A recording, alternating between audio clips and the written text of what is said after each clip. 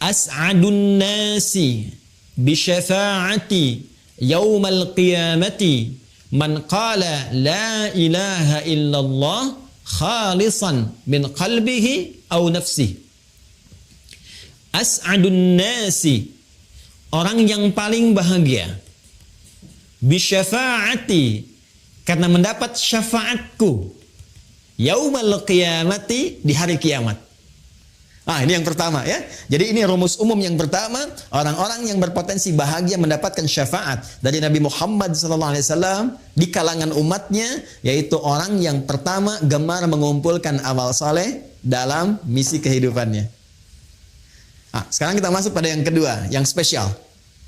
Kita balik bertanya, ya Rasulullah SAW, kalau saya ingin mendapatkan kunci cepat, shortcutnya, ya biasanya kan orang pengen yang istimewa, yang cepat, ya, yang bisa lewat dengan cepat, ya, bisa bypass dan sebagainya. Ada nggak? Maka disinilah setelah yang umum dirincilah amalan-amalan spesifik yang mempercepat seseorang bisa mendapatkan syafaat. Siapa yang mendapatkan syafaat itu? Dari mana syafaat itu berasal? Dan bagaimana kita bisa mendapatinya? Ini yang menjadi concern pembahasan kita dalam kesempatan saat ini. Dan sebelumnya tentu kita akan mengakui bahwa, mohon maaf, setiap hamba Allah itu pasti berpeluang melakukan kesalahan. Tidak ada hamba Allah yang tidak punya salah.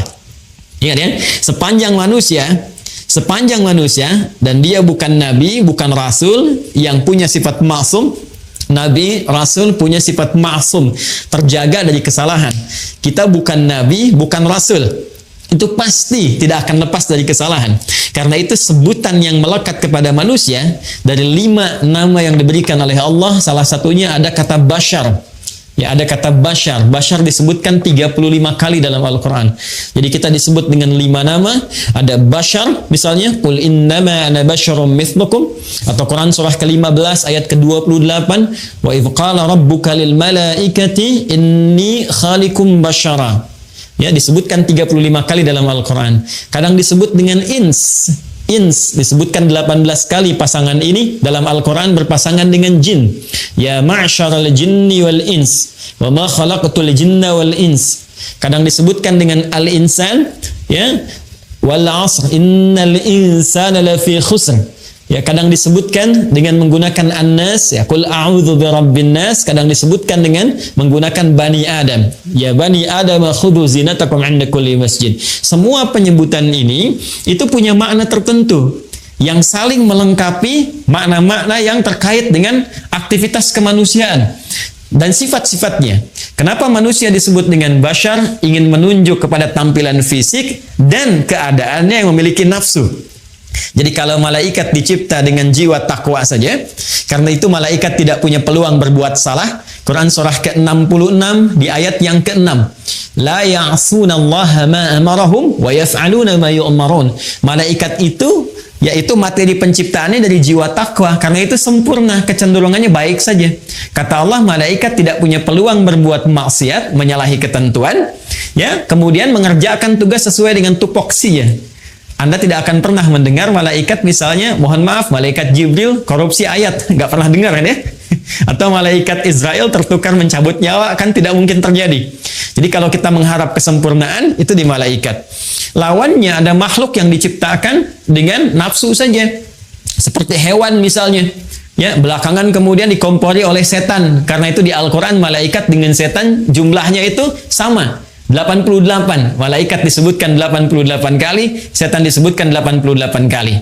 Jadi malaikat jiwanya takwa saja, hewan itu nafsu saja. Nah, manusia itu menggabungkan keduanya. Saat tercipta keadaannya, ada jiwa takwanya yang cenderung pada kebaikan, sisi lain ada nafsunya yang nama lainnya disebut dengan fujur itu.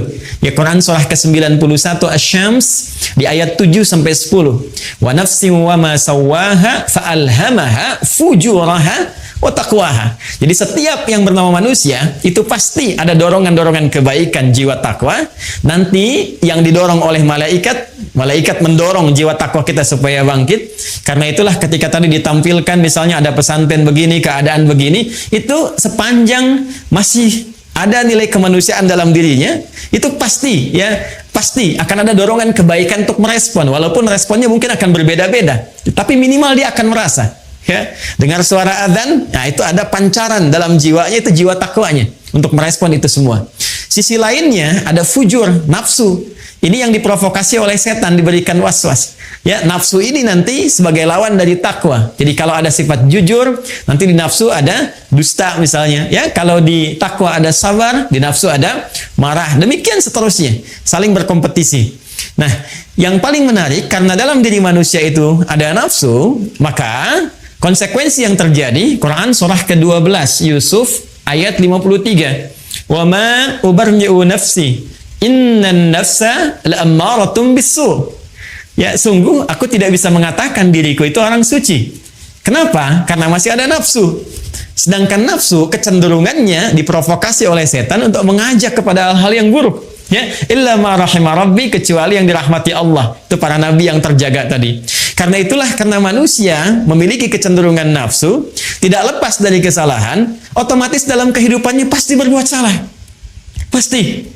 Ya. Nah, ketika kita datang ke dunia ini, kemudian kembali kepada Allah Subhanahu wa Ta'ala setelah berpetualang, mencari bekal, berkehidupan, dimanapun kita beraktivitas, pasti ada jejak-jejak kehidupan yang pernah ditapaki oleh sifat takwa, melahirkan kebaikan, itu yang disebut dengan amal saleh. Sisi lain, ada jejak-jejak hitam yang ternoda, yang disebut amal salah itu, yang bersumber dari nafsu. Sekarang siapa yang bisa memastikan saat ini, pada diri kita semua, bahwa kebaikan kita, kesolehan kita, itu lebih besar dibandingkan kesalahan kita? Siapa di antara kita yang bisa memastikan bahwa dalam hidup ini salahnya sedikit? Atau nggak punya salah sama sekali? Sampai sore ini saja, jam 4:05, dari pagi kita bangun sampai sekarang, berapa kali, saya tidak katakan kita, mata ini melihat yang salah berapa kali? Lihat handphone, ya, ternyata ada gambar yang tidak pantas, ada video yang tidak elok untuk dilihat, itu baru mata. Berapa kali pikiran kita berbuat keliru berpikir sampai dengan detik ini? Berapa kali telinga mendengar yang keliru? Ya, sampai ke ujung kaki, kalikan berapa tahun kita menjalani kehidupan, berapa bulan, berapa hari terbayang, dan dalam saat yang bersamaan kita masih mengharapkan surga. Saat bersamaan kita bisa mengharapkan rahmat Allah Subhanahu wa Ta'ala.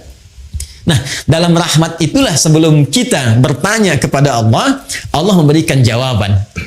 Dengan sifat rahmannya, dengan sifat rahimnya, ada peluang-peluang hamba Allah.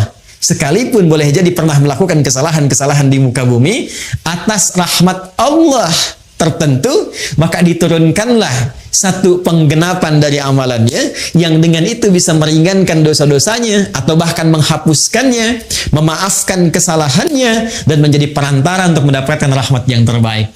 Itulah yang disebut dengan syafaat.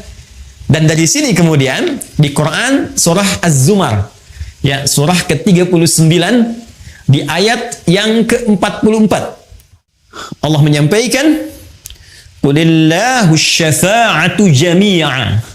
Ya, Qulillahu syafa'atu jami'a. Allah minta kepada Nabi Muhammad sallallahu alaihi wasallam untuk memviralkan.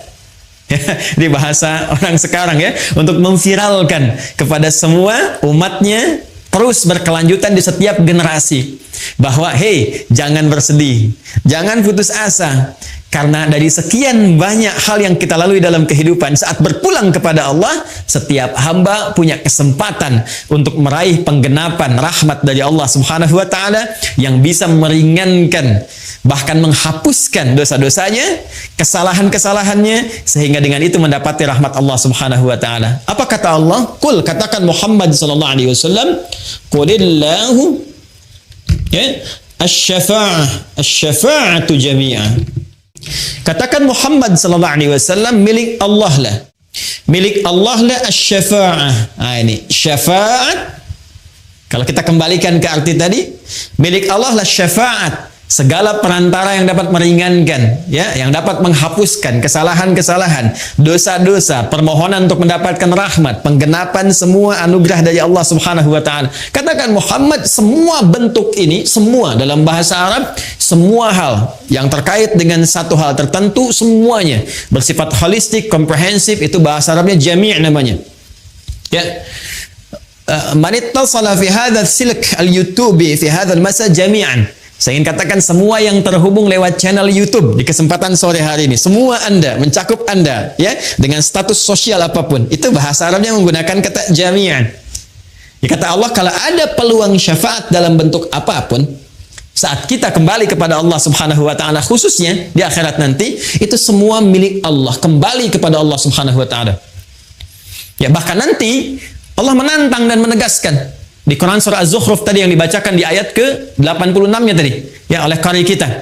Ya, maka ditanya kan, ya, siapa yang bisa mendapatkan dan memiliki syafaat selain Allah Subhanahu wa taala?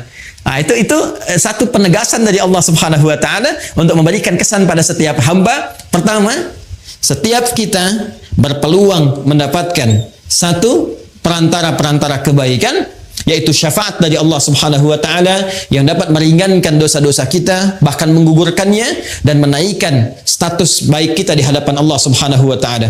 Yang kedua, juga penegasan dari Allah Subhanahu wa taala di surah yang lainnya bahwa selain Allah tidak memiliki hak prerogatif untuk bisa menetapkan syafaat yang dimaksudkan. Baik, kalau kita sudah paham sampai di sini, mengetahui makna syafaat secara istilah, pemilik syafaat itu siapa?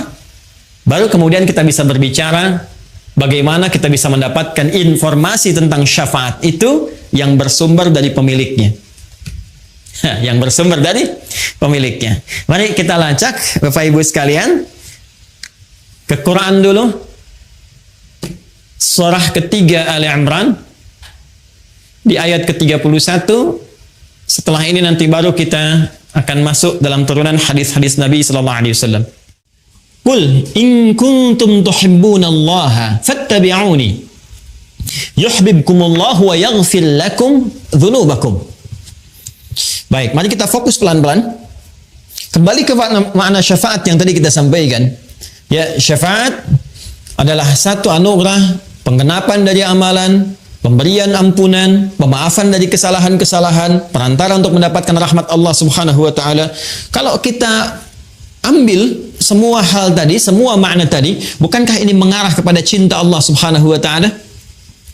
Yang menariknya, formulasi cinta dalam Al-Quran ketika seorang hamba mendapatkan cinta Allah, itu formulasinya, raihan yang didapatkan pertama kali adalah buah-buah dan syafaat. Buah syafaat itu kan ampunan Allah tadi kan? Ya, pemaafan dari kesalahan, peringanan dari dosa-dosa, bahkan penghapusannya. Itu ternyata ketika kita lihat di Al-Quran, buah dari syafaat ini yang tadi disebutkan, itu lahir dari cinta Allah kepada hamba. Nah, formulasi cinta ini disebutkan langsung dalam Al-Quran serta konsekuensi untuk mendapatkan buah cinta tadi atau hasil dari syafaat. Ya. Yuk kita lihat Quran surah ketiga ayat 31. Qul, katakan Muhammad sallallahu alaihi wasallam, in kuntum tuhibbunallaha, jika kalian, jadi umat Muhammad sallallahu alaihi wasallam, sebagaimana dituliskan dalam tema kita, umat Muhammad sallallahu alaihi wasallam, ya, tuhibbunallaha, kalian serius mencintai Allah. Qul in kuntum tuhibbunallaha, jika kalian serius mencintai Allah Subhanahu wa taala, lihat kata kuncinya, fattabi'uni, maka buktikan cinta itu, buktikan komitmen cinta itu, fattabi'uni, dengan cara cepat mengikuti aku, yakni mengikuti tuntunan Nabi sallallahu alaihi wasallam. Teruskan dulu, yuhibbukumullahu, ini clue-nya. Yuhibbukumullahu, maka orang-orang yang mampu mengikuti tuntunan Nabi dalam kehidupannya, dalam dia beraktivitas, dalam dia mengerjakan segala hal, yuhibbukumullah, dia akan berpeluang mendapatkan cinta Allah Subhanahu wa taala. Dan buah dari cinta itu, wa yaghfir lakum dzunubakum, dan dengan itulah Allah akan berkenan memberikan ampunan dari semua dosa-dosa yang pernah ia lakukan. Perhatikan kalimatnya, yuhibbukumullah, Allah akan mencintai kalian. Ketika cinta diberikan, yaghfir lakum dzunubakum, yang pertama Allah berikan pada orang-orang yang mendapatkan cinta Allah, ternyata bukan materi dunia, bukan kedudukan, bukan harta benda, hati-hati, tapi ampunan dari semua dosa-dosa. Ini bentuknya jamak. Dzambun itu bentuk tunggalnya, dzunubun bentuk jamaknya. Ketika Allah mencintai seorang hamba, kata Allah yang pertama diberikan ampunan dari semua dosa-dosanya. Bukankah ampunan dari segala dosa itu adalah buah dari syafaat? Ya, ya kalau kita lihat tuh, ya bagaimana hubungannya tuh, ya gambarannya. Dari syafaat tadi telah kita uraikan. Kemudian syafaat gambaran dari cinta Allah. Orang yang cinta Allah diminta untuk membuktikan cintanya dengan mengerjakan amalan tertentu. Lantas turun cinta itu. Ketika cinta diberikan, maka buah dari syafaat itu ampunan dari semua dosa yang menggenapkan semua amalan itu diberikan oleh Allah Subhanahu wa taala. Nah, jadi kalau ingin kita katakan siapa yang berpeluang mendapatkan syafaat itu, maka dijawab oleh ayat ini fattabi'uni, yaitu orang-orang yang mau mengikuti tuntunan atau petunjuk Rasulullah sallallahu alaihi wasallam, Nabi Muhammad sallallahu alaihi wasallam. Ya, karena itu sudah tepat kalau panitia memberikan judul dengan itu syafaat untuk umat Nabi Muhammad sallallahu alaihi wasallam. Ya, itu sudah ada clue-nya di situ. Bagaimana kita bisa mendapatkan syafaat? Syarat pertama ini. Mengikuti tuntunan atau menjadi umat Nabi Muhammad sallallahu alaihi wasallam. Ini bagian yang pertama. Baik, yang kedua, Bapak Ibu sekalian, setelah kita mendapati informasi ini dan alhamdulillah kita telah masuk dalam frame syafaat yang dimaksudkan. Artinya peluang ini sudah hadir di hadapan kita. Ya, alhamdulillah sampai sore hari ini ya kita memastikan diri menjadi bagian dari umat Nabi Muhammad sallallahu alaihi wasallam. Alhamdulillah yang selalu diupdate ya komitmen itu, pernyataan itu 5 kali bahkan dalam sehari sedikitnya. Ya, bukankah dalam setiap sholat kita menegaskan kembali bahwa kita umatnya Nabi Muhammad sallallahu alaihi wasallam ya dengan mengatakan asyhadu an la ilaha illallah wa asyhadu anna Muhammadar Rasulullah. Itu 5 waktu kan dalam sehari. Subuh sekali, zuhur 2 kali sudah 3, asar 2 kali sudah 5, maghrib 2 kali sudah 7, isya 2 kali sudah 9. Jadi paling sedikitnya kita 9 kali itu ya dalam sehari, paling sedikitnya dalam sholat untuk menegaskan bahwa ya Allah, aku menuhankanmu, tiada Tuhan selain Engkau, aku siap mengabdi kepadamu dan mengikuti tuntunan Nabi Muhammad sallallahu alaihi wasallam yang aku tetapkan sebagai rasul dan petunjuk-petunjuk darimu yang dibawanya. Nah, jadi alhamdulillah sepanjang kita masih menunaikan salat, sepanjang kita beriman kepada Allah, maka frame kesempatan bingkai yang hadir di hadapan kita untuk mendapatkan kesempatan meraih syafaat itu terbentang luas. Tinggal persoalannya, apakah kita akan masuk ke bingkai syafaat itu? Ya, ini pintunya sudah ada. Ya, ini dikasih ini setiap kita nih. Silahkan, ini ada pintu syafaat. Mau dibuka nggak? Ya, jadi sangat sayang sudah diberikan peluang, pintunya ada, Anda nggak buka. Jadi yang salah bukan Allah. Yang salah bukan Rasulullah.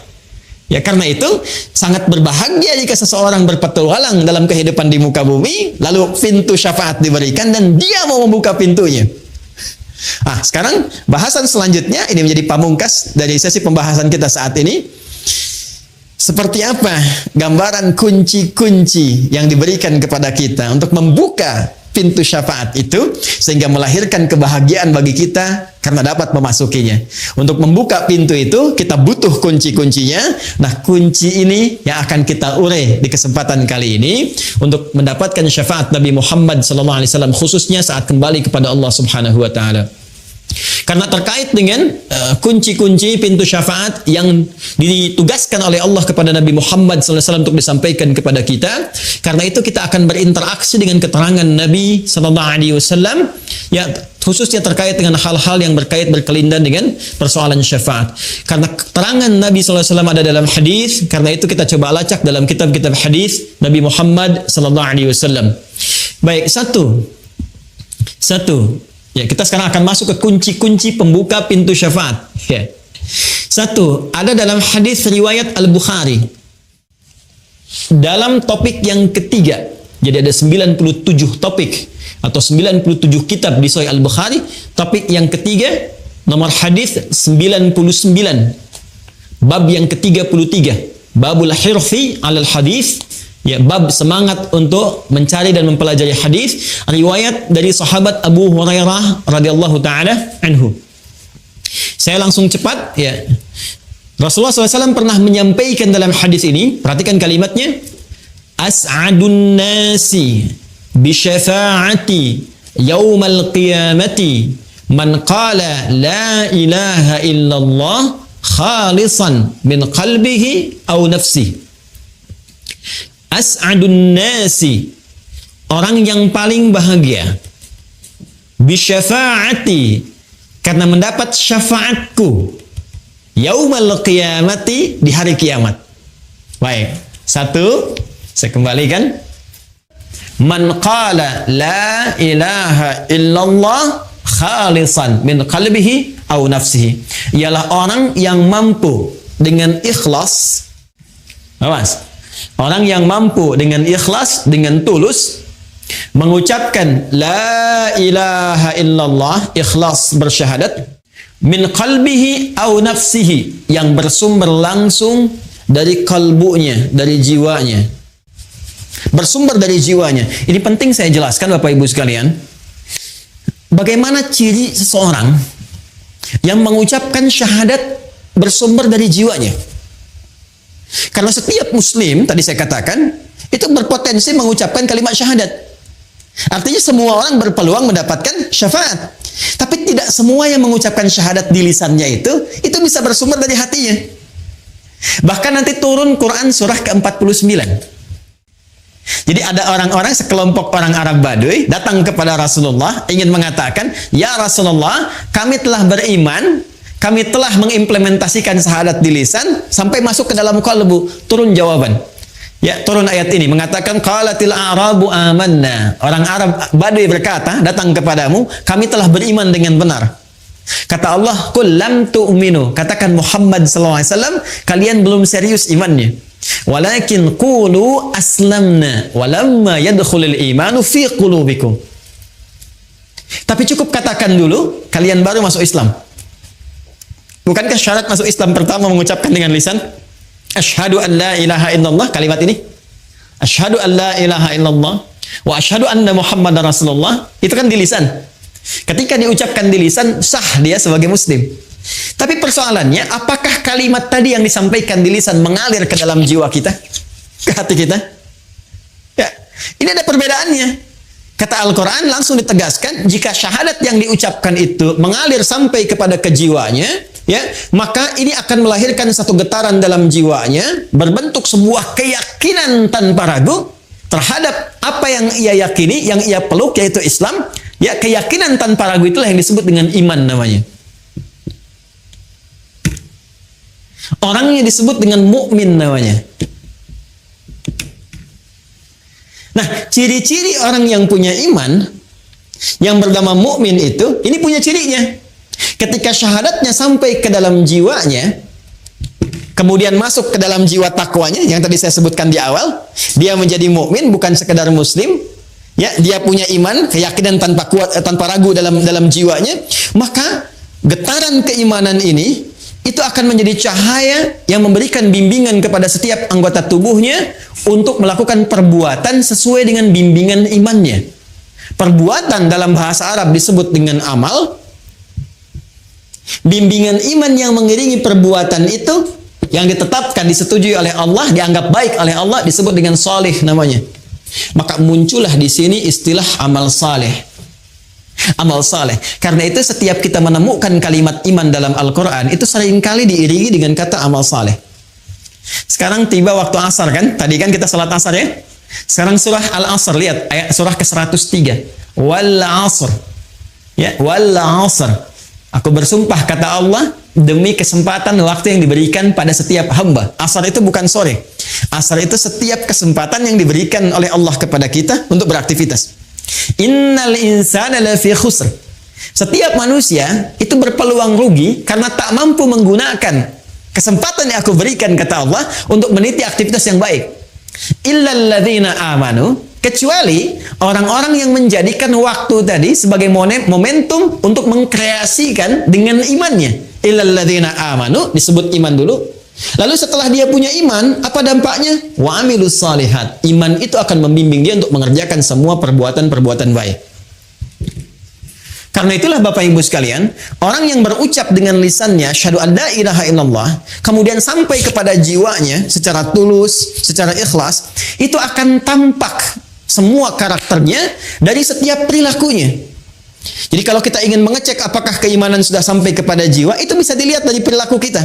Apakah iman itu memancarkan cahaya yang membimbing anggota tubuh kita untuk bersikap, akan kelihatan. Akan nampak dari perilaku seseorang. Sekarang kita cek. Di dalam Al-Quran, itu semua fungsi tubuh kita, itu seringkali didampingi dengan pendampingan iman. Kita lihat Quran surah ke-24 misalnya, ya, ayat 30 untuk laki-laki, 31 untuk perempuan, ketika menyebutkan fungsi mata. Qul lil mu'minina yaghuddu min absarihim.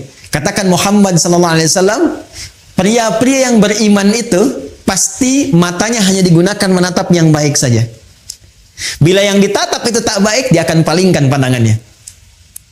Quran surah ke-49 ayat 11 sampai 12. Ya ayyuhalladzina amanu, hai semua orang yang beriman, la yasra qaumin qaum, jangan gunakan lisanmu untuk berkata yang tidak baik, apalagi mencela orang lain. La yaghtab ba'dukum ba'dha, jangan bikin hoax, jangan bergibah. Ya, dari mata, dari mulut, lisan, tangan sampai ujung kaki. Ternyata ketika ini akan disebutkan fungsinya, perilakunya, Allah lebih dulu menyebutkan tentang ini, cahaya imannya. Jadi mata orang beriman ketika digunakan pasti akan menatap yang baik-baik. Lisan orang beriman pasti akan bertutur yang baik-baik. Tangan orang beriman menggenggam yang baik sampai ujung kakinya. Nah, semua kebaikan yang dikerjakan karena petunjuk iman itu yang disebut dengan amal saleh.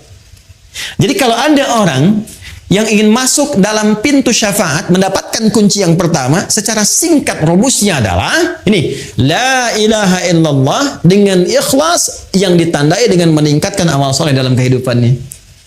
Jadi kalau ada, mohon izin, mohon maaf ya, menu amal soleh yang dibentangkan di Al-Quran atau dalam hadis-hadis Nabi Sallallahu Alaihi Wasallam, baik itu misalnya salatkah, infakkah, sedekahkah, interaksi dengan Al-Qurankah, pada hakikatnya Bapak Ibu sekalian, itu adalah wasilah terbaik untuk mendapatkan syafaat kelak. Ya.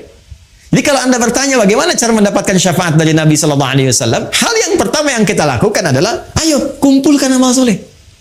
Buru peluang amal soleh yang masih ada peluang kita dapatkan sepanjang kehidupan Allah berikan kepada kita. Ya, jadi ini kunci yang pertama, seseorang yang ingin mendapatkan syafaat dari Nabi Muhammad SAW khususnya, maka rumus umum yang pertama, sekali lagi saya katakan rumus umum yang pertama, artinya semua orang berpeluang mendapatkannya, ya, adalah mengumpulkan amal soleh dari semua peluang yang dibentangkan kepada kita dalam konteks kehidupan kita pada saat ini. Jadi silahkan Pak, ya, kalau nanti tiba waktu salat, ya kita membacanya bukan sekadar kewajiban, ini peluang saya mendapat syafaat nih. Kalau saya tinggalkan, saya malas-malasan, sekarang Anda merespon salat dengan malas-malasan.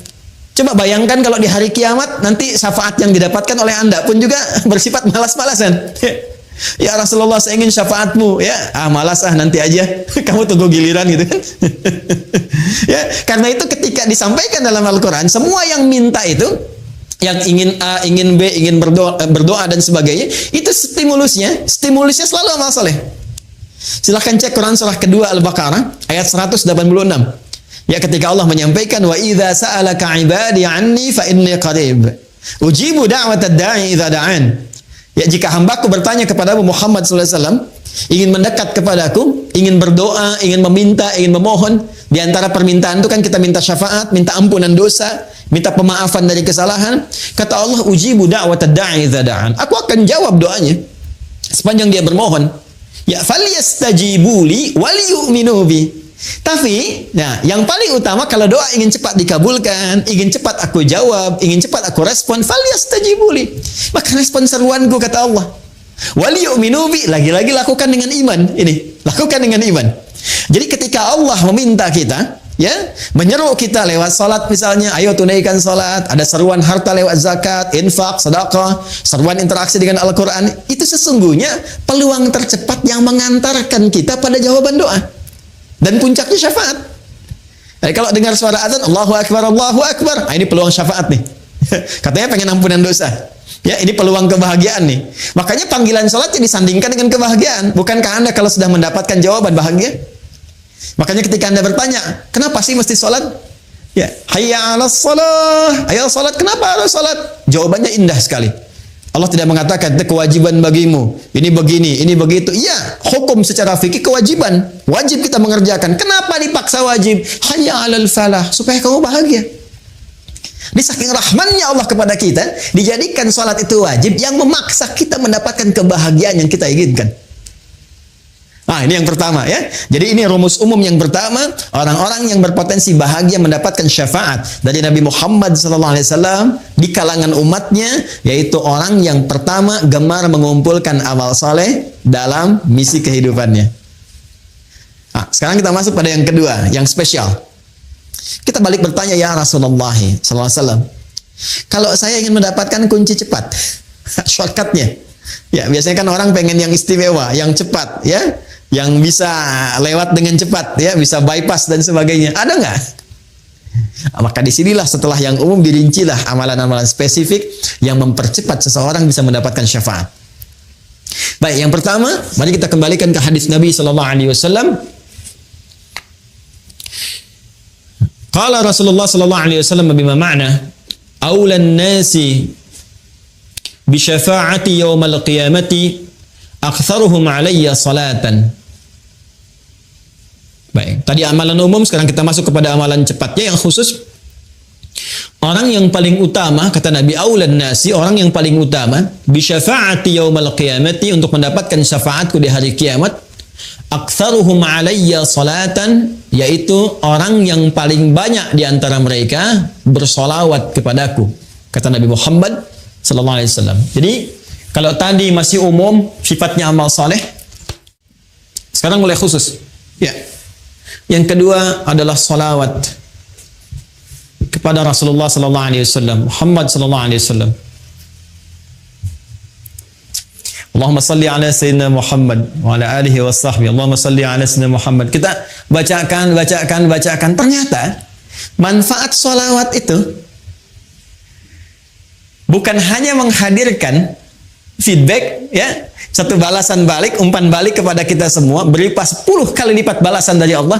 Kan di hadis lain Nabi mengatakan, man shalla alayya salatan wahida sallallahu alaihi asyra salawat. Siapa yang bersalawat kepada aku sekali salawat, maka Allah akan membalas kepada dirinya 10 kali lipat. 10 kali. Awas, ini agak tajam ya, kita secara ilmiah kita tunjukkan. Perhatikan baik-baik. Kalau ada yang mengatakan begini, misalnya itu nabinya umat Islam aja masih belum selamat, masih butuh salawat dari umatnya. Ini menunjukkan belum paham, ya, belum memahami esensi dari salawat. Ya, esensi salawat itu pada hakikatnya bukan untuk Nabi Muhammad, tapi kemuliaan Nabi itu yang melahirkan aura kebaikan yang dampaknya diberikan kepada kita. Jadi sebetulnya saat kita sedang bersalawat, ya itu kembali kepada kita manfaatnya. Menunjukkan kecintaan kepada Rasulullah itu melahirkan rahmat Allah, yang rahmat itu diberikan kepada kita 10 kali lipat dari ucapan yang kita sampaikan. Ya. Jadi hakikat dari salawat itu sesungguhnya untuk menghadirkan pahala dari amalan kita yang kembali kepada kita 10 kali lipat, Masya Allah. Di begitu Anda mengatakan di hari ini sekali Allahumma salli ala sayyidina Muhammad misalnya, itu langsung diberikan ganjaran, ya, balasan oleh Allah 10 kali dari apa yang kita lakukan. Nah, pertanyaannya, apa bentuk balasan yang Allah berikan itu dari kalimat salawat yang kita ucapkan? Bapak Ibu sekalian, salawat itu bentuknya banyak nanti. Ya, ada salawat dari Allah diantaranya, ada salawat dari malaikat diantaranya. Ya, innallaha malaikatahu yusalluna 'alan nabi. Sungguh Allah Subhanahu wa taala dan para malaikat bersalawat, ya, kepada Nabi sallallahu alaihi wasallam. Jadi salawatnya Allah kepada Nabi, ya, salawatnya malaikat kepada Nabi itu dibedakan, ya. Itu beda tingkatan pemahaman dengan apa yang diberikan kepada kita, ya. Itu nanti maknanya bisa berbeda, ya, maknanya bisa berbeda. Nah, salawat dari Allah yang diberikan kepada setiap hamba secara umum. Ya, secara umum itu kita temukan di Quran surah kedua di ayat 157. Ulaika alaihim salawatum mir rabbihim wa rahmah wa ulaika humul muhtadun. Ada golongan-golongan yang mendapat ujian dari Allah, kemudian mereka bersabar dan mereka mendapat salawat dari Allah. Nah, sekarang apa pengertian salawat dari Allah itu? Langsung ditafsir dengan ayat Al-Quran. Perhatikan kalimatnya, dijelaskan oleh Allah, ulaika alaihim salawatum min rabbihim, mereka itulah orang-orang yang mendapatkan salawat dari Allah Subhanahu wa taala, wa rahmah, dan rahmat. Jadi bentuk salawat yang pertama itu bisa berupa rahmat. Sedangkan puncak rahmat itu, puncaknya itu ampunan Allah. Ya. Puncak dari rahmat Allah yang diberikan kepada hamba itu ampunan dari semua dosa. Masih ingat Bapak Ibu, tadi di awal saya katakan, ya, surah tentang syafaat itu yang punya Allah, bukankah di surat Az-Zumar di ayat 44 itu? Sekarang perhatikan Quran di surat yang sama, Quran surah ke-39 di ayat ke-53. Ayat ini turun merespon tentang seorang yang telah melakukan dosa besar, yang dia merasa putus asa. Oh, ini saya dapat nggak ampunan dari Allah nih? Diampuni nggak dosa ini nih? Dosa saya terlalu besar ini, terlalu banyak kesalahan yang saya perbuat. Tiba kemudian datang kepada Rasulullah turun ayat ini. Qul ya ibadiyalladzina asrafu ala anfusihim. Katakan Muhammad sallallahu alaihi wasallam kepada hamba-Ku yang merasa israf. Mereka berbuat kesalahan yang sudah banyak dilakukan. Matanya, lisannya, telinganya, tubuhnya banyak berbuat maksiat dalam kehidupan. La taqnatu min rahmatillah. Jangan putus asa untuk mendapatkan rahmat Allah Subhanahu wa taala. Innallaha yaghfiru dzunuba jami'a. Kalau Allah sudah berikan rahmatnya, maka Allah ampuni semua dosa-dosa yang melekat pada hambanya. Jadi puncak ampunan Allah kepada seorang hamba yang berbuat banyak maksiat dan dia mau kembali kepada Allah adalah apa yang diberikan berupa ampunan total yang disebut dengan rahmat. Ya, sehingga ada yang mengartikan salawat dari Allah itu sifatnya ampunan, maghfirah, dan puncak dari maghfirah adalah rahmat. Ya, sedangkan rahmat itu disatukan dalam konsep salawatullah, salawat dari Allah. Quran surah kedua ayat 157. Ulaika alaihim salawatun rabbihim wa rahmah. Ya, sedangkan untuk mendapatkan salawat Allah ini cara cepatnya, shortcutnya kata Nabi, salawat pada Rasulullah. Ya. Siapa yang satu kali salawat kepada Nabi, maka Allah memberikan salawatnya 10 kali kepadanya. Masya Allah. Dalam sehari Allah turunkan rahmatnya kepada seorang hamba. Ya, saya rahmati engkau, saya ampuni dosamu, saya maafkan kesalahanmu. Jika ia tulus mengucapkan itu dalam kesehariannya. Ya, karena itu orang-orang soleh di masa lalu, bukan hanya ulama Pak, Bu. Ya, bukan hanya ulama, sampai ke level-level pemimpin. Ya, itu ada level pemimpin di masa era Turki Utsmani itu, yang sehari itu bisa ribuan salawat kepada Nabi. Ya, Allahumma shalli ala sayyidina Muhammad, Allahumma shalli ala sayyidina Muhammad, di sela-sela yang senggang. Ya, Anda sambil kerjakan tugas, sambil bekerja yang kira-kira waktunya luang, perbanyak sholawat, sambil nunggu misalnya waktu sholat, perbanyak sholawat. Ternyata di antara manfaatnya ini, berpeluang untuk mendekatkan kita meraih syafaat dari Rasulullah sallallahu alaihi wasallam.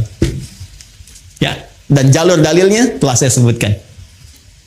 3, saya agak cepat ya. Nanti kita berikan 3 atau 4 saja ya. Setelah itu mungkin ada satu sesi sedikit waktu untuk kita berdiskusi, saya perkenankan ya. 3 dengan cepat. Nah, ini yang paling menarik. Ini yang sangat banyak ini ya. Ini banyak dan ini bisa menambah syafaat lagi. Ya, kalau yang ini kan tadi ya Allah berikan lewat Nabi Muhammad, ya kan? Ya, kemudian juga peluang ini salawat kepada Nabi Muhammad sallallahu alaihi wasallam. Yang ketiga ini kalau kita lakukan selain Nabi Muhammad SAW yang diizinkan oleh Allah memberikan syafaat kepada pelakunya ini amalannya sekaligus memberi syafaat kepadanya. Ya. Jadi kalau kita bersalawat kan bukan salawatnya, ya kan? Ya, Rasulullah memberikan syafaat, ya diizinkan oleh Allah dengan salawat itu. Kalau ini tidak, kita mengerjakan amalannya, amalan itu dengan izin Allah memberikan syafaat kepada kita. Ya, bentuk amalannya. Apa itu? Interaksi dengan Al-Quran. Interaksi dengan Al-Quran. Masya Allah. Nah, interaksi dengan Al-Quran. Ya, kita bacakan hadisnya. Qala Rasulullah sallallahu alaihi wasallam, "Iqra'ul Qur'ana fa innahu ya'ti yaumal qiyamati syafi'an li ashabihi." Bacalah oleh kalian Al-Quran. Tingkatkan interaksi kalian dengan Al-Quran. Masya Allah. Nanti interaksi dengan Al-Quran dibagi 3 bagian. Ada yang membaca, memahami, ya, kemudian membaca, mengkaji, dan yang terakhir menghafalkan. Ya, menghafalkan. Ketiga-tiganya berusaha mengamalkannya. Dia mencintai Quran, dia berinteraksi dengan Al-Quran. Ini yang disebut ahli Quran. Ya, jangan salah paham ya Bapak Ibu ya. Ahli Quran itu bukan dibatasi yang hafal 30 juz, bukan. Ahli Quran itu yang punya kecintaan terhadap Quran dan bentuknya macam-macam. Ada dia belum hafal tapi rajin ngaji gitu. Rajin tiap hari. Satu hari ada yang 1 juz, satu hari ada yang 2 juz, satu hari ada yang 5 juz. Terus dia baca, bahkan meninggalnya pun sedang pegang mushaf. Ada yang begitu, Masya Allah. Ya. Ada lagi ahli Quran yang dia senang mengkaji. Hari ini aku ingin tahu makna surat Al-Duha. Besok aku ingin riset surat Al-Insyirah. Rajin dia. Kaji. Yang ketiga ada ahli Quran yang alhamdulillah, Masya Allah, sekarang sedang banyak meningkat di Indonesia. Menjadi ahli Quran yang menghafal Al-Quran. Penghafal Quran. Quranun yamshi, Quran yang berjalan di muka bumi. Ya, dia menghafal, berinvestasi waktunya untuk mendekat kepada Allah lewat Al-Quran. Ternyata itu luar biasa. Kata Nabi, iqra'ul Qur'ana, berinteraksilah kalian dengan Al-Quran, minimal kalian perbanyak bacaan Al-Quran itu, fa innahu ya'ti yaumal qiyamati syafi'an li ashabi. Karena sesungguhnya Al-Quran itu sendiri, akan datang di hari kiamat, ya, kemudian memberikan syafaat kepada sahabat-sahabatnya. Siapa sahabat Al-Quran itu? Tadi yang saya sebutkan. Sahabat itu kan dari kata sahiba, sesuatu yang dekat, lekat. Orang yang lekat, cinta dengan Al-Quran, nggak mau pisah dengan Al-Quran. Tiap hari kalau nggak baca hatinya gersang, gelisah. Kalau dia nggak ngaji, nggak enak, perasaan ada yang hilang, kan? Kalau dia nggak murajaah, ada yang nggak enak. Itu yang seperti itu, Qurannya nanti, ya itu akan jadi syafaat bagi dia di hari kiamat. Bahkan hadis tentang ini begitu rinci. Kalau kita lihat di At-Tirmidzi misalnya, ya di At-Tirmidzi hadisnya lebih jelas sekali. Ya ketika nanti akan dihisab di hari kiamat, itu selain diberikan pahala yang sangat luar biasa, satu hurufnya 10, man qara'a harfan min kitabillahi falahu asyru hasanat, siapa yang membaca satu huruf di kitabullah itu, di Al-Quran, dibalas dengan 10 kebaikan. Ya, langsung. Nanti saat kembali kepada Allah, Qurannya berkata, Allahumma halli. Ya, sebelum ditempatkan dia ke surga dengan izin Allah Subhanahu wa taala ketika mendapat rahmatnya, kata Allah, ya, itu langsung Qurannya memohon kepada Allah, Allahumma halli, ya Allah, berikan hiasan pada dirinya, bedakan dengan yang bukan ahli Al-Quran. Ya, maka dipakaikan kepadanya mahkota kehormatan, tajul karamah. Diberikan mahkota. Ya, kemudian diperintahkan orang tua atau fasilitator yang menjadikan dia senang dengan Al-Quran, yang sama-sama mendapat rahmat Allah, diberikan pula. Kemudian Al-Qurannya berkata, ya Allah tambahkan lagi kepadanya. Ya, tambahkan kepada yang ahli Quran tadi. Bedakan dengan fasilitator. Fayulbasu ilaihi libasal karamah, maka dipakaikan jubah kehormatan. Jadi dia pakai mahkota kehormatan, pakai jubah kehormatan, dan dahsyatnya ketika akan masuk ke dalam surga setelah mendapatkan syafaat tadi yang Allah izinkan, itu turun langsung ayat menyampaikan. Di Quran surah ke-13 Ar-Ra'du ayat 23 sampai 24. Itu diparadekan, disambut oleh semua para malaikat di depan pintu surga. Jannatu 'adnin yadkhulunaha wa man salaha min abaihim wa azwajihim wa dhurriyyatihim wal malaikatu yadkhuluna 'alaihim min kulli bab. Salamun 'alaikum bima sabartum fa ni'ma 'uqbaddar. Fa ni'ma 'uqbaddar. Ya, kata Allah, ada nanti golongan sekeluarga besar, sekelompok akan masuk surga dari surga Aden. Kemudian disambut oleh para malaikat di depan pintu surga. Malaikat melewati. Kata malaikat, selamat ya, kalian telah sabar berjuang untuk mendapatkan kemuliaan ini. Sekarang silahkan nikmati tempat terindah yang paling nikmat yang belum pernah dijamah oleh siapapun dari makhluk Allah Subhanahu wa taala. Ahli Quran. Ya, bahkan nanti di hadis lain, Anda yang baru sampai Al-Baqarah saja dengan Ali Imran, itu diapresiasi langsung oleh Allah. Al-Qurannya itu, Al-Baqarah, Ali Imrannya menjadi pelindung kita di yaumil mahsyar. Syafaat pertama yang didahulukan. Itu kalau sudah begitu tanda-tanda kebaikan. Kan di hadis umum itu cuma 7 golongan kan? Masih dengar? Ya, masih ingat? Sab'atun yadhilluhumullahu fi dhillin yauma la dhilla illa dhilluh. Ada 7 golongan yang dilindungi, dinaungi di hari kiamat. Ya, saat proses hisab itu, saat semua orang tidak berpotensi mendapatkannya, 7 golongan dapat itu. Ya, al-imamul adil, ada pemimpin yang adil, dan terusan-terusan yang lainnya. Ya, tapi dari sekian banyak 7 golongan itu, ada orang yang punya khusus, spesifik, naungan khusus. Jadi kalau dia keluar dari naungan besar itu pun masih ada naungannya sendiri. Siapa itu?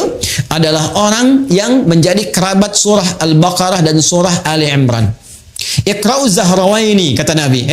Banyak-banyakin kalian dekat-dekat dengan surah Al-Baqarah dan Ali Imran. Zahrawaini. Ya, fa'innahuma, maka sesungguhnya mereka berdua, ya, yaitu Al-Baqarah dan Ali Imran itu, keduanya akan menjadi 2 awan yang menaungi khusus. Ya, ghamamatan, ya, kedua awan yang menaungi khusus untuk hamba Allah ahli Al-Baqarah dan Ali Imran saat yaumul hisab itu terjadi. Ini syafaat. Jadi sekali lagi, ya kalau kita persingkat dari bahasan dan waktu yang singkat ini, setiap orang yang ingin mendapatkan syafaat Nabi, itu pintunya sangat berpeluang. Dihadirkan oleh Allah Subhanahu wa taala sepanjang dia menjadi umat Muhammad sallallahu alaihi wasallam. Hanya persoalannya, dia harus memiliki kunci untuk membukanya. Maka kuncinya terletak kepada amal-amal saleh. Dia bisa siapkan dari sekarang menu-menunya. Silahkan sepanjang punya kesempatan, Bapak Ibu sekalian rumuskan amal saleh yang bisa kita lakukan saat ini. 1, 2, 3 dan sebagainya. Sepanjang kita mampu. Ya kalau bisa, saya waktu kecil itu suka bikin buku isinya tuntunan amal soleh. Jadi saya tuliskan tuh. Kalau sholat ada berapa jenis, yang fardu, yang sunnah, terus gitu. Nanti kalau saya kerjakan checklist, kalau tidak saya silang gitu ya. Terus nanti di harta ada zakat, infak, sedekah, sehari targetnya berapa, sebulan keluar enggak gitu ya. Nah dengan Al-Quran targetnya sehari berapa, terus itu kalau sampai meninggal kita konsisten, istiqamah kita melakukannya, Masya Allah itu akan ada tanda-tanda kebaikan, bahkan sejak hidup, akan wafat sampai wafat, kemudian saat dibangkitkan. Dikumpulkan di surah ke-19 di ayat ke-15. Wassalamun alaihi yauma wulida wa yauma yamutu wa yauma yub'atsu hayya. Ini jaminan yang pernah diberikan kepada Nabi Yahya alaihissalam dan disampaikan kepada kita sebagai berita gembira untuk mengikutinya, yaitu umatnya Nabi Muhammad SAW. Ada orang-orang dijamin oleh Allah selamat, tenang, bahagia, damai ketika hidup. Ya, hidupnya penuh dengan ketenangan, kedamaian. Ketika meninggal tenang juga. Bahkan panggilannya ya ayyatuhan nafsul mutmainnah. Quran surah 89 ayat 27 sampai 30. Di alam kuburnya dijamin kebaikan. Ali Imran ayat 169 sampai 171. Saat pulang pun ke akhirat mendapatkan keselamatan. Wa yauma yub'atsu hayya, dengan syafaat yang Allah berikan. Sekarang tinggal pilih, silahkan. Ya, yang ada peluang dengan Al-Quran, mulai sekarang bikin menu Al-Quran. Ya, ada peluang dengan solawat. Wah, ini selalu punya peluang, kita banyakin solawat. Ada peluang dengan harta benda. Tadi juga sudah banyak ditawarkan amalan. Ya, boleh jadi ditampakkan di hadapan kita untuk menyentuh. Barangkali ada sebagian dari rezeki yang Allah titipkan untuk bisa menyambut amalan-amalan itu semua. Ya, saya kira itu yang bisa saya antarkan. Ini baru mukaddimah sebetulnya.